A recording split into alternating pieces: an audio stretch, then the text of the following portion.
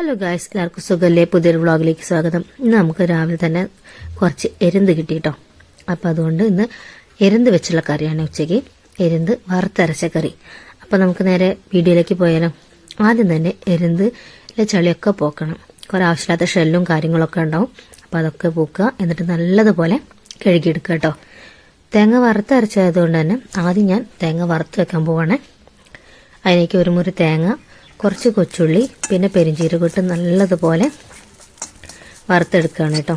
വറുത്തെടുത്ത് താഴത്തേക്ക് മാറ്റി വയ്ക്കാൻ പോകുമ്പോഴത്തേന് കുറച്ച് മല്ലിയും മുളകും മഞ്ഞളും ഇട്ടിട്ട് ഒന്ന് മുപ്പിച്ചെടുക്കും. അങ്ങനെയാണ് ഞാൻ സാധാരണ വറുത്തരച്ച കറി ഉണ്ടാക്കുമ്പോൾ ചെയ്യൽ. ആദ്യം തന്നെ ചേർക്കാറില്ല, ലാസ്റ്റേ ചേർക്കാറുള്ളൂ. അപ്പോൾ അത് വറുത്ത് വെച്ചു. ഇനി നമുക്ക് നേരെ കറിയുടെ ബാക്കി പ്രിപ്പറേഷനിലേക്ക് പോകാം. ആദ്യം തന്നെ നമ്മൾ ആവശ്യത്തിനുള്ള പുളി വെള്ളത്തിലിട്ട് വെക്കണം.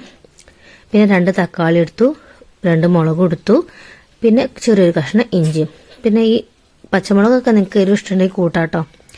ഏതായാലും എല്ലാ കഷ്ണങ്ങളും നല്ലതുപോലെ കഴുകി വൃത്തിയാക്കി ചെറിയ കഷ്ണങ്ങളായിട്ട് ചട്ടിയിലേക്ക് അരിഞ്ഞിടാൻ പോവുകയാണ്. എല്ലാം അരിഞ്ഞിട്ടതിന് ശേഷം ബാക്കി പൊടികളൊക്കെ ചേർത്തു. മല്ലി, മുളക്, മഞ്ഞൾ, ഉപ്പ് ഇത്രയും ചേർത്തു. എന്നിട്ട് നമ്മൾ നേരത്തെ കുതിർക്കാൻ വെച്ച പുളി നല്ലതുപോലെ പിഴിഞ്ഞ് ഇതിലേക്ക് ഒഴിക്കാം. നല്ലതുപോലെ പിഴിഞ്ഞൊഴിച്ചിട്ട് ഇതെല്ലാം കൂടി ഒന്ന് കൈ കൊണ്ട് നല്ലതുപോലെ ഞെരടിയെടുക്കണം കേട്ടോ.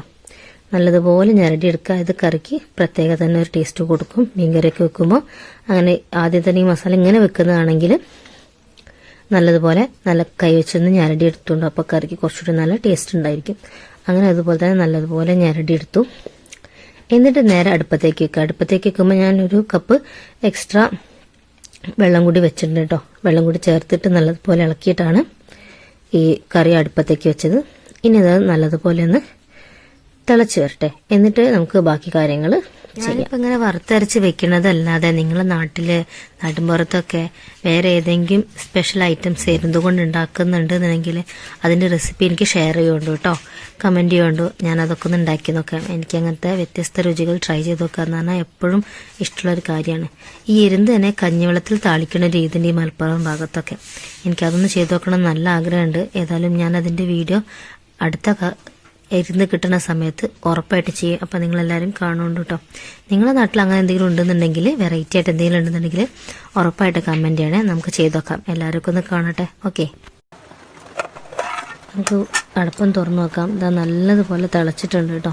അപ്പോൾ ഇനി നമുക്ക് അതിലേക്ക് എന്ത് ചെയ്യാം, കഴുകി വൃത്തിയാക്കി വെച്ച കക്ക ഇറച്ചി ഇടാം. എന്നിട്ട് അത് നല്ലതുപോലെ ഒന്ന് ഇളക്കട്ടെ. മസാലയൊക്കെ ഒന്ന് ഇളകട്ടെ. എന്നിട്ട് നമുക്ക് അടച്ചു വെച്ച് നല്ലതുപോലെ വേവിച്ചെടുക്കാം കേട്ടോ.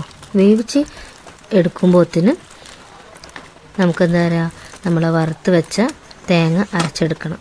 ഏതായാലും അടച്ചു വെച്ച് ഒന്നുകൂടി വേവട്ടെ. ഇതാ ഇപ്പം നോക്കിയപ്പോൾ നല്ലതുപോലെ വെന്തിട്ടുണ്ട് കേട്ടോ. ഈ കാക്ക ഇങ്ങനെ തുറന്നു വരുന്നതാണ് അതിൻ്റെ വേവിൻ്റെ പാകം. അപ്പോൾ ഏകദേശമായി. എന്നാലും കുറച്ച് നേരം കൂടി ഒന്ന് വെന്തോട്ടെ. എന്നിട്ട് നമുക്ക് തേങ്ങ വറുത്തത് അരച്ചെടുക്കാം. ഏതായാലും ഞാൻ മിക്സിൻ്റെ ജാറിലേക്ക് തേങ്ങ വറുത്തത് മാറ്റി നല്ലതുപോലെ അരച്ചെടുത്തിട്ടുണ്ട്. നമ്മൾ ഈ കറിയിലേക്ക് കുറച്ച് വെള്ളം ഒഴിച്ച് അതൊന്ന് കലക്കി ഒഴിക്കട്ടെ. എന്നിട്ടിത് നല്ലതുപോലെ ഒന്ന് മിക്സ് ചെയ്ത് നല്ലതുപോലെ തേങ്ങ വറുത്തതും കറിയും മസാലയും കക്കയെല്ലാം കൂടി ഒന്ന്, അതായത് നമ്മൾ എരുന്തെല്ലാം കൂടി ഒന്ന് മിക്സ് ആയി വരട്ടെ കേട്ടോ. നല്ലതുപോലെ ഒന്ന് തിളച്ച് വരട്ടെ. എന്നിട്ട് വേണം നമുക്ക് ബാക്കിയുള്ള താളിപ്പിൻ്റെ പരിപാടികൾ നോക്കാൻ. ഏതായാലും ഇത് തിളച്ച് വരുമ്പോഴത്തേന് ഞാൻ താളിപ്പിനുള്ള വെളുത്തുള്ളിയും ചെറിയുള്ളിയും ഒന്ന് നന്നാക്കി എടുക്കട്ടെ. ഏതായാലും ഞാൻ നന്നാക്കി കഴിഞ്ഞു. ഇനി നമുക്ക് താളിപ്പിനുള്ളത് ചട്ടി അടുപ്പത്ത് വെക്കത് ഞാൻ തേങ്ങ വറുത്ത ചട്ടി തന്നെയാണ് കേട്ടോ. എന്നിട്ട് അതിലേക്ക് വെളിച്ചെണ്ണയും ഒഴിച്ച് ചൂടായപ്പം കറിവേപ്പില, വെളുത്തുള്ളിയും ചെറിയുള്ളി ഇട്ട് നല്ലതുപോലെ ഗോൾഡൻ ബ്രൗൺ ആണ് വറുത്തെടുത്തിട്ടോ. എന്നിട്ട് എൻ്റെ ഒരു ടിപ്പ് എന്താ വെച്ചാൽ കറിക്ക് കുറച്ചുകൂടി നല്ല കളർ ഇട്ടാൻ വേണ്ടിയിട്ട് ഇറക്കണേം തൊട്ട് മുന്നേ കുറച്ച് മുളക് പൊടി അതിലേക്ക് ഇടുക. എന്നിട്ട് ഒന്ന് മൂപ്പിക്കുക പച്ചമണം മാറുന്നത് വരെ. എന്നിട്ട് അത് കറിയിലേക്ക് ചേർക്കുമ്പോൾ നല്ലതുപോലെ കറിക്ക് ഒരു പ്രത്യേക കളറും ഒരു ടേസ്റ്റും ഒക്കെ ഉണ്ടാവും കേട്ടോ. എന്നിട്ട് പിന്നെ വീട്ടിൽ അമ്മയൊക്കെ ചെയ്യണ കാണാറുണ്ട്. ഇങ്ങനെ എണ്ണ കോരിക്കഴിഞ്ഞാൽ ബാക്കിയിലുണ്ടാവില്ല എണ്ണ ചട്ടിയിൽ. അപ്പോൾ അത് കിട്ടാൻ വേണ്ടിയിട്ട് കറി കുറച്ച് ആ കടായിലേക്ക് ഒഴിച്ചൊന്ന് തിളപ്പിച്ചെടുക്കും. അതേപോലെ എന്നിട്ട് അത് കോരിയെടുത്താൽ കംപ്ലീറ്റ് എണ്ണയും നമുക്ക് കോരിയെടുക്കാൻ കഴിയും കേട്ടോ. അപ്പോൾ അത് ചെയ്തു. ഏതായാലും ഞങ്ങളിന്ന് ചോറിന് കൂടെ കഴിക്കട്ടെ. നിങ്ങൾ കഴിച്ചോളൂ. എന്നിട്ട് അഭിപ്രായങ്ങൾ പറയാം. Okay, bye, see U.